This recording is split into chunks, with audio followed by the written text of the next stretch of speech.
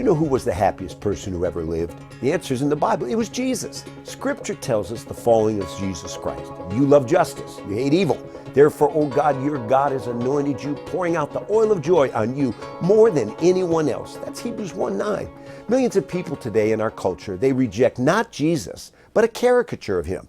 For countless millions of people, the person of Jesus Christ conjures up images of a poker face, kind of a wimpy, somewhat strange type of bearded killjoy who never smiled, appeared somewhat emaciated, and had these chubby little cherubs floating about his head, along with a glowing frisbee. What a distortion of the true Son of God. You know, my friend Mike Bickle says, most people think of Jesus as mainly sad and mainly mad, but rarely glad. Now, the reason Jesus was so joyful and happy is he followed the will of God. And we've got to watch out in these days for deception.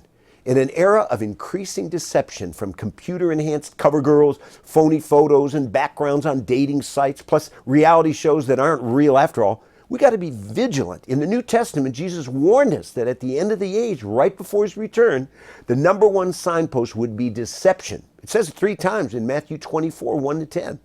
Now, in 1964, there was an epic 3-hour film. It was called The Rise and Fall of the Roman Empire. The opening line began in the film, and it said this, quote, "The 2 biggest questions in history are, 1, how Rome rose, and 2, how Rome fell. This is the story. It was not an event, but a process. It didn't happen overnight." Now, evil that brings destruction follows a pattern. First comes accommodation, then acceptance, and then adoption. You look at the scene today in our nation and you'll see how we've witnessed this with abortion, cohabitation, drug use, gay marriage, on and on.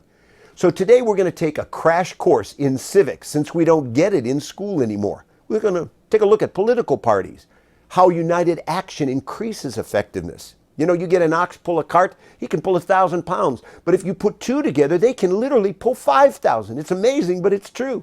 We're going to look at criteria for a political candidate. And what's the difference, let's say, between a liberal and a conservative?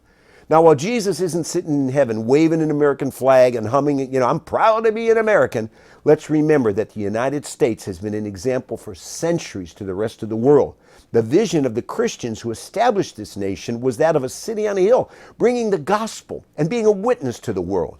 Ronald Reagan, a former president, said, "You and I have a rendezvous with destiny. We're going to preserve for our children this last best hope of man on earth, or we'll sentence them to take the last step into 1,000 years of darkness." Now, our Declaration of Independence was based on Judeo-Christian principles, not guesswork. Secularists want to avoid this reality. They'll distort this through falsehoods, manipulation of historical facts. But the Declaration said nature's God, supreme judge of the world, our divine protector in whom we rely. That's our true history. The Mayflower Compact stated the reason the Pilgrims came to America, quote, "for the glory of God and the advancement of the Christian faith." The U.S. Supreme Court building, served as a church every Sunday until the 1850s. One final quote from a visitor I'm going to give you is this. He came to America to learn the secret of our prosperity and well-being as a nation.